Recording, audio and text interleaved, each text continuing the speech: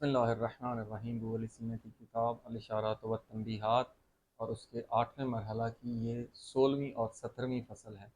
اور موضوع وہی چل رہا ہے لذت اور علم۔ لذت کی تعریف کیا کی تھی کہ ادراک ہے اور اس چیز کا نیل یعنی اس کو پانا ہے، مگر ساتھ ساتھ شرط ہے کہ وہ اس کے لیے خیر بھی ہو اور اس کے لیے وہ کمال بھی ہو۔ تو پھر ابو علی سینا نے گنوایا کہ لذات کتنی قسم کی ہوتی ہے۔ ہم نے مقید کر دیا ہے لذات کو اس بدنی عالم میں، جو بدنی لذات ہیں، قوت شہدیہ کی لذات، قوت غضبیہ کی، یا ایک حد تک قوت وہمیہ کی۔ لیکن ابو علی سینا بتا رہا ہے کہ اصل وہ لذات جو انسان کے ساتھ جائے گی، اس کے نفس کے ساتھ، وہ روحانی عقلی معقولات، وہ ہیں، وہ صورتیں ہیں۔ تو یہاں پر وہ بات کر رہا ہے عرفاء کی، یعنی من نفوس السلیمت، وہ نفوس جو سلیم ہوتے ہیں، پاک باز نفوس، عرفاء عارف بندے، معرفت والے بندے کا جو نفس ہے، ان کے جو نفوس ہیں، التی ہی علی الفطرت، یہ فطرت، عین فطرت ہوتے ہیں۔ اور جس طرح اللہ تعالیٰ نے قرآن میں فرمایا فطرت اللہ التی فطر الناس علیہا، تو یہ اس فطرت پر ہوتے ہیں، پاک نفوس ہوتے ہیں۔ وَلَمْ تَفْزُزْهَا، اصل بات ہے یہ کہ ان کے نفوس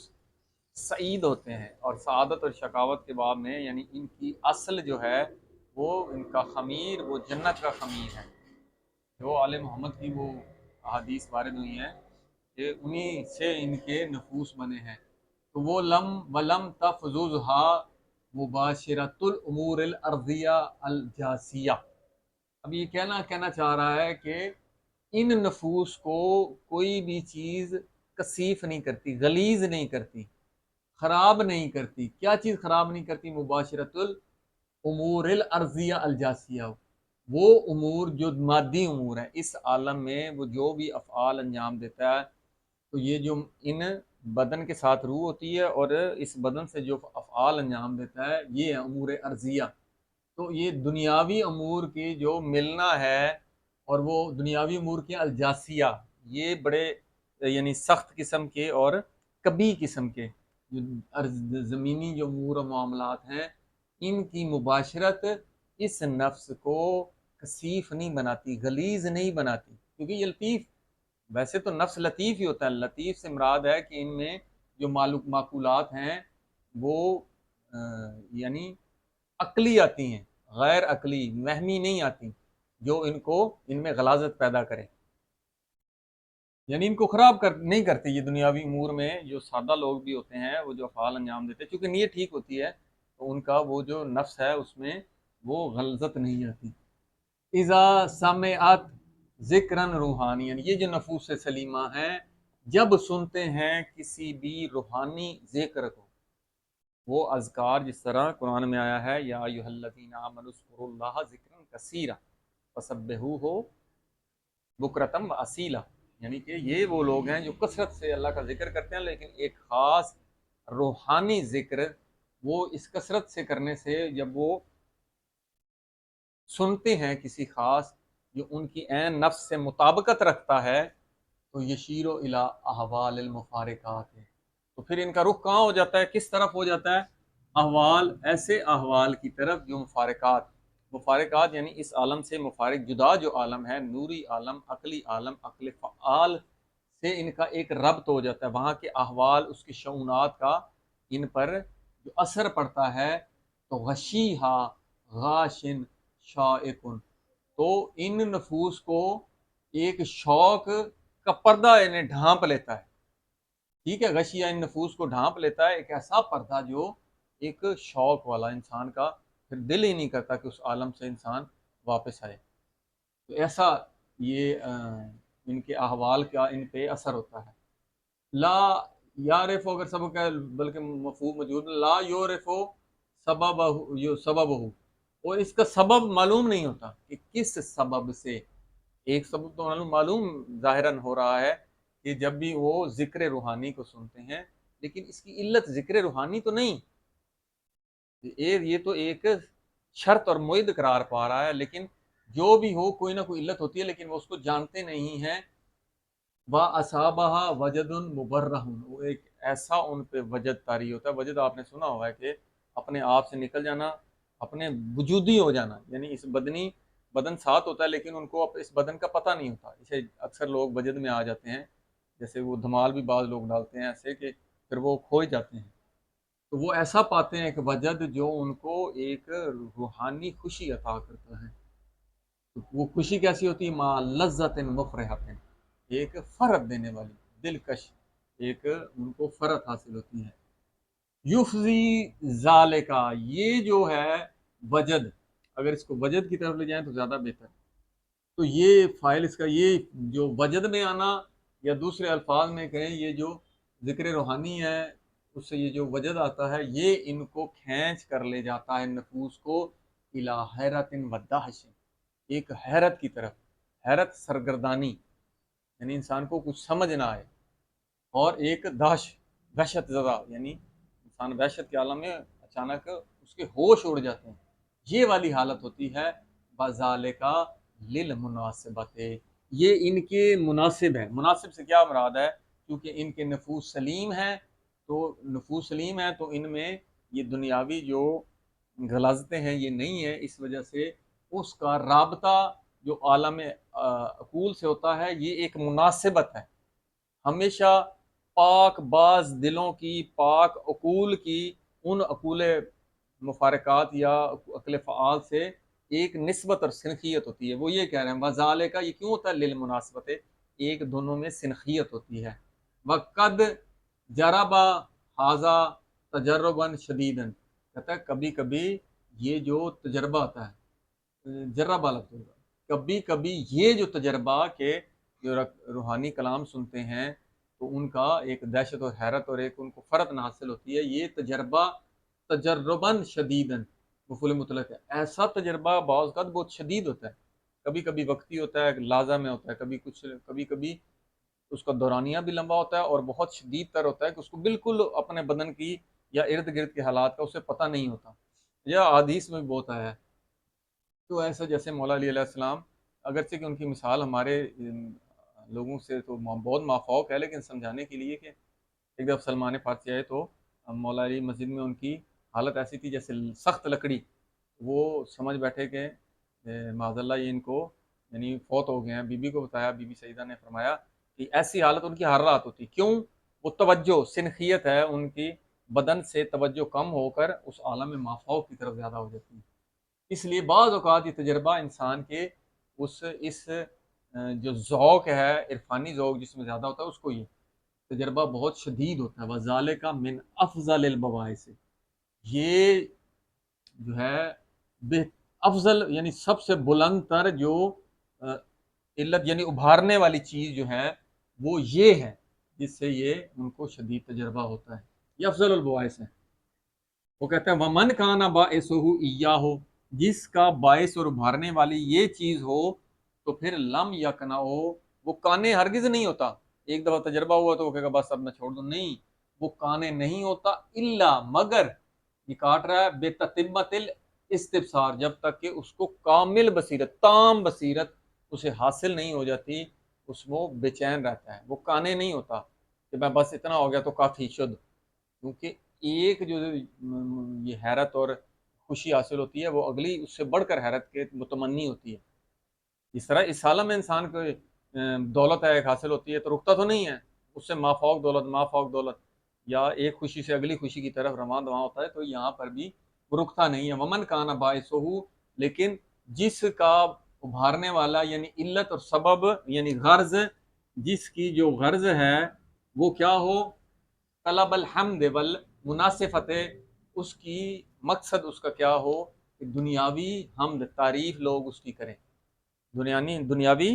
جو نفع چاہتا ہو تو وہ کیا ہوتا ہے، یعنی اپنی مناسبت ہوتی ہے اپنی نیک نامی چاہنا، لیکن وہ مقصد اس کا مافوق عالم سے تعلق نہیں ہے، معرفت حق تعالیٰ نہیں، معقولات نہیں، بلکہ دنیاوی فائدہ حاصل کرنا چاہتا ہے. یہ اگر اس کی غرض دنیاوی فائدہ ہے تو اقنعہ الغرض ہو، یہ غرض اس کو قانع کرتی ہے جس حد تک وہ پہنچ جاتا ہے. فہذہ حال لذت العارفین، یہ بولے سینہ کہہ رہا ہے یہ ہے عارفین کی لذت. یہ نفوس سلیمہ کون ہے؟ یہ عرفا لوگ ہیں. جس طرح احادیث میں آیا ہے کہ ایک عارف جب آپ کے ساتھ بیٹھا ہوتا ہے تو آپ سمجھتے ہیں کہ وہ آپ کے ساتھ بیٹھا ہے، لیکن اس کا ربط اللہ تعالیٰ کے ساتھ ہوتا ہے. بہت زیادہ احادیث ہیں، جیسے مناجات عارفین آپ مفاتیح الجنان میں پڑھ سکتے ہیں. اسی لیے قبلۃ العارفین آپ سے عرض کیا تھا کہ مولا کا جو حقیقی لب ہے اصل قبلہ عارفین کا ہے. وہ باقی تو محبت کرتے ہیں، لیکن یہ جو ہیں یہ مشاہداتی لوگ ہیں. اگلی فصل میں کیا کہہ رہا ہے،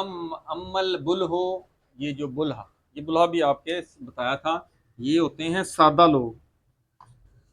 یعنی بہت زیادہ عقلی ان میں نہیں ہوتا کہ آپ معقولات کو یہ علم حاصل کر سکیں، یا فعلی لحاظ سے، یا حالات کی چیزیں ایسی ہوتی ہے. یہ سادہ لوگ ہوتے ہیں، اس عالم میں بہت پائے جاتے ہیں. آپ نے دیکھا ہوگا برائی کی طرف مائل نہیں ہوتے، تو غلطیاں بھی ان سے ہوتی ہیں لیکن ان کی نیت غلط نہیں ہوتی. جیسے پاک باز اور صاف دل لوگ ہوتے ہیں، تو یہ سادے لوگ بل ہو. فَإِنَّهُمْ، اب ان کی بات کیا چل رہا ہے، فَإِنَّهُمْ إِذَا تَنَزَّهُ، جب یہ منزہ ہو جاتے ہیں. منزہ کیا ہو جاتے ہیں، یعنی ان کی روح ان کے بدن سے جدا ہوتی ہے. جب یہ فوت ہو جاتے ہیں، خلصوا من البدن، اور بدن سے خلاصی پا لیتے ہیں، بدن سے جدا ہو جاتے ہیں، الی السعادت، سعادت کی طرف، اس عالم سے عالم سعادت کی طرف. تلیق و بہم، یہ ان لوگوں کے سازگار ہے. یہ جو سعادت ہے یہ ان بلہ لوگوں کے سازگار ہے، ان سے مناسبت رکھتی ہے. کیوں کیونکہ ان کا جو باطن ہے وہ صاف ہے، کیونکہ انہوں نے رذائل، دو چیزیں ہوتی ہیں. یہ دیکھیں، یہ عارف ہے، اس نے فضائل کو اپنایا ہے، عقلی اور بدنی یعنی اخلاقی دونوں فضائل کو. ایک بلہو ہے، یہ بلہا جو سادہ بندہ ہے، اس نے اگر فضائل اپنائے نہیں ہیں لیکن اس نے رذائل بھی نہیں اپنائے جس کی وجہ سے سزا ملتی ہے، وہ بھی انہوں نے نہیں اپنائے، تو پھر ان کو سزا تو نہیں ہوگی کیونکہ رذائل ہی نہیں اپنائے. اگرچہ کہ فضائل نہیں اپنائے لیکن نیت صاف تھی، تو اس وجہ سے ابو سینا کہہ رہا ہے وہ ان جب وہ بدن سے جدا ہوں گے سعادت کی طرف، عالم سعادت کی طرف، کیونکہ وہ ان لوگوں کے سزاوار ہے، ان سے مناسبت رکھتی ہے.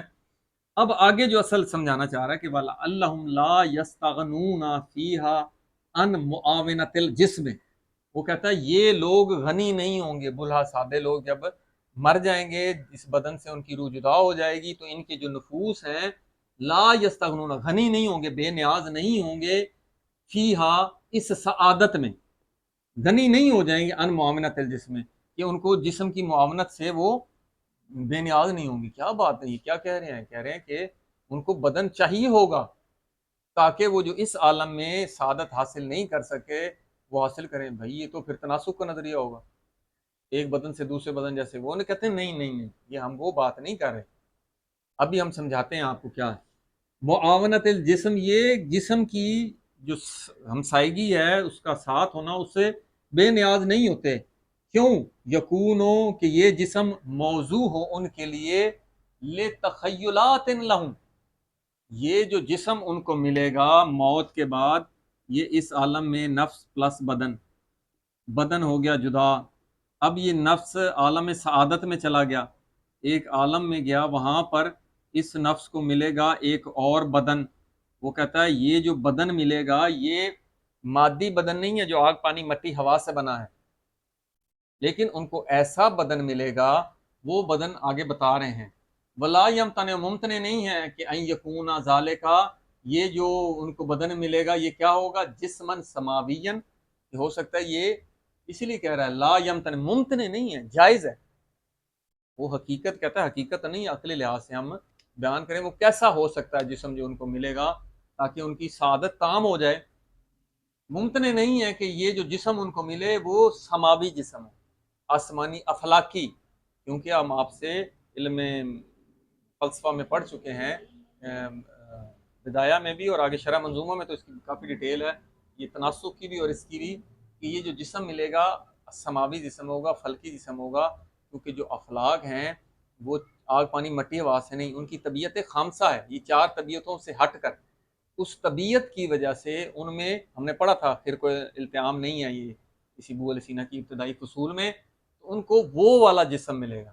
وہ لطیف ہوگا. تو وہ لطیف جو جسم ہے اس کے جو دیکھیں نا، اس بدن سے روح جب ملتی ہے تو اس کے آثار روح پر پڑتے ہیں، نفس پر پڑتے ہیں، لیکن اس کے آثار نفس پر نہیں پڑیں گے. بلکہ نفس کا اثر اس پہ ہوگا، اور اس کے ذریعے سے کیا ہوگا، جو تخیلات، جو عقلیات وہ حاصل کرنا چاہتا ہے اس کو بالفعل ہی ہوں گی، اور وہ مشاہدہ کرے گا ان تخیلات کا۔ آگے دیکھتے ہیں، ممتنع نہیں ہے کہ یہ جسم جسم سماوی ہو، یا او ما یشبہ ہو، جو اس جسم سماوی سے شباہت رکھتا ہو، ملتا جلتا ہو، اس کی مادی طبیعت نہ ہو، اس سے مافوق کوئی ہو۔ کیونکہ آپ دیکھیں نا، ہر عالم جو ہے، عالم مادہ میں یہ ظرف ہمیں جسم ملا ہے، نفس کا اس سے رابطہ ہے۔ عالم مثال کا ایک الگ ظرف ہے، 2 ڈائمینشنل، وہ ظرف تو ہے نا، آپ دیکھیں خواب میں دیکھتے ہیں حد بندی تو ہوتی ہے، ہر چیز دوسری چیز سے جدا ہوتی ہے، تو وہ ایک ظرف مثالی ظرف ہوتا ہے، اس سے مافوق عالم میں، عقلی عالم میں عقلی ظرف ہوگا ایک، تو وہ کہہ رہے ہیں یہ جو ظرف ملے گا یہ یا سماوی ہوگا یا اس سے شباہت رکھتا ہوگا۔ وہ کہتا ہے وَلَعَلَّ ذَلِكَ يُفْضِي بِهِمْ آخر الامر الی الاستعداد، یہ اس کو کھینچ کے لے جائے گا، یہ اس کو کہاں کھینچ کے لے جائے گا، اس روح کو ایک دوسرے امر کی طرف، آخری امر کو کدھر لے کے جائے گا نفس کو، الی الاستعداد، ایک ایسی استعداد کہ للاتصال المستعد، وہ جو استعداد متصل ہونے کے لیے، کس سے، المسعد، وہ جس سے سعادت حاصل کی جائے گی، اس سے اتصال کی طرف، الذی للعارفین، جو کہ عارفین، وہ سعادت کس کے لیے، للعارفین۔ اب یہاں پر جو شارع ہے اس نے ایک جملہ کہا ہے کہ یہ ہمارا نظریہ الگ ہے، ہم شرح اس کی کریں گے کہ اس سے ہم کانے نہیں ہیں، کہ بل کا جو ایک استعداد ہے وہ عارفین والی اس کے لیے استعداد اور سعادت نہیں ہے کہ اس کو وہ سعادت مل جائے، البتہ اس کا اپنا ایک جو استعداد ہے جتنی بھی ہے اس کو بالفعلیت ہوگی، یہ نہیں ہو سکتی کہ عارفین والی استعداد حاصل ہو جائے۔ اب یہاں پر جو شارع ہے وہ وضاحت کر رہا ہے کہ یہ جو دو نظریات ہیں، بعض لوگ قائل ہیں یہ اس کے نفوذ جب اس عالم میں اس بدن سے جدا ہوں گے تو جو بل ہے، جو سادہ بندہ ہے، اس کا جو نفس ہے وہ کیا ہوگا، وہ ختم ہو جائے گا۔ ختم کیوں ہو جائے گا بھائی؟ کیونکہ اس عالم میں اس بدن کے ساتھ جب نفس کا رابطہ ہوتا ہے تو نفس یا فضائل کو اپناتا ہے یا رذائل کو۔ عرفاء لوگ معقولات کو حاصل کرتے ہیں، ان کا جو نفس ہے پاک ہوتا ہے، وہ جو صورتیں آتی ہیں، عقلی صورتیں، صورت اس لیے کہہ رہے ہیں سمجھانے کے لیے، وگرنہ یہ کوئی مادی چیز نہیں، غیر مادی یہ صورتیں، یہ اس نفس کے ساتھ اتحاد ہوتا ہے ان کا، یہی ہم پہلے پڑھ کے آئے ہیں۔ ایسے عرفاء کا، جو لوگ شقی لوگ ہیں، یہ سعادت مند اور عارف لوگ ہیں، جو شقی لوگ ہیں ان کا کیا ہوتا ہے کہ ان کا نفس جو ہوتا ہے اس کے ساتھ جو ہیں کثافتیں ہوتی ہیں، وہمی جو رذائل ہوتے ہیں، وہ رذائل جو ہیں اس کی وجہ سے ان کو عقاب ہوگا۔ تو نفس جو ہے، سعید کا نفس بھی، اس کو بھی بقا ہے، جو رذائل یا شقی شخص ہے اس کے بھی نفس کو بقا ہے، اس کو عذاب ملے گا، اس کو جنت میں ثواب اور اس کو ملیں گی عنایات الہیہ۔ لیکن وہ کہتا ہے یہ جو درمیان میں بلہا ہے، نہ یہ سعید ہے، یعنی اس کا نفس میں نہ عقلی صورتیں ہیں اور نہ رذائل والی سہولتیں ہیں، تو یہ جو درمیان میں کھڑا ہے، ایک جو قدماء کہتے تھے ان کا نفس معطل ہو جائے، ختم ہو جائے گا، کیونکہ نہ یہ ہے نہ یہ ہے، ان صورتوں سے ایک اخروی عالم میں ایک اس کو وجود نصیب ہوتا ہے۔ تو یہ ابو علی سینا کہہ رہا ہے کہ جو فلاسفہ ہیں جو اس نظریے کے خلاف ہیں کہ جس مجرد وجود کو تعطیل نہیں ہے، وجودی شے معطل نہیں ہوتی، اس لیے یہ نظریہ باطل ہے جو قدماء کا نظریہ ہے۔ اس کے برابر میں جو اب فلاسفہ کا عقیدہ ہے وہ کیا کہتے ہیں کہ یہ جو بلہا ہیں یہ لوگ، یہ ان کو چونکہ نہ ان میں یہ ہے نہ یہ ہے، تو نہ ان کو جنت والی ایک بہت فضائل نصیب ہوں گے، نہ ہی ان کو جہنم ملے گی، بلکہ چونکہ ان کی افعال میں نیت نیک تھی، چاہے برا عمل ہوا ہے یا اچھا عمل ہوا ہے، تو یہ اللہ تعالیٰ کی رحمت ان پر نازل ہوگی، کیونکہ اللہ تعالیٰ کی رحمت اس کے غضب پر حاوی ہے، اگر اعتدال ہوگا تو رحمت حاوی ہے تو وہ اللہ تعالیٰ کی رحمت میں ہوں گے۔ اس کے بعد وہ کیا کہتا ہے کہ یہ جو بدن ملے گا اس کی وضاحت کی ہے، یہ جو بدن ملنا ہے بلہا کو، یہ بدن بو علیہ سینا جس کا قائل ہے وہ اپنے استاد آغا فارابی کی وجہ سے،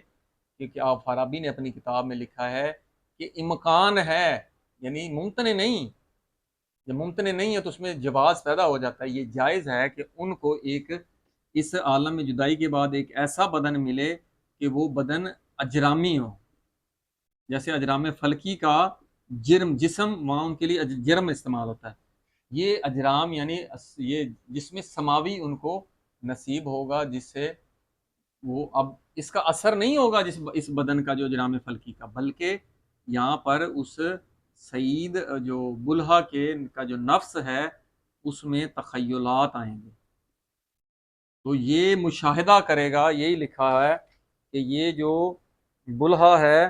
یہ یہ جو جرم فلکی تھوڑی سی وضاحت بھی کی ہے فارابی نے کہ یہ مٹی کا نہیں ہوگا، انسان کو لکھا نا قرآن میں، جب نے مٹی کا پتلا بنایا، جب مٹی سے بنایا انسان کو، یہ جو جرم فلکی ہے مٹی کا نہیں ہوگا بلکہ دخان یا لطیف چیز، دھواں، اور اس چیز سے ان کا ہوا سے ان کا بدن بنا ہوگا جو ان کے اس نفس کے سے مناسبت رکھتا ہو، مٹی والا وہ جسم نہیں ہوگا جس سے اس بدن کا رابطہ ہوگا، اور وہ کیا کریں گے اس سے، وہ ان کو ان کے جو خیالات ہیں جو یہاں پر کامل نہیں ہو پائے تھے وہاں پر یہ کامل ہوں گے، تو یہ پر بلہا اور اس کا نفوس سلیمہ اور افعا کی آگے مزید وضاحت انشاءاللہ اگلی فصل میں آئے گی، والحمد للہ رب العالمین۔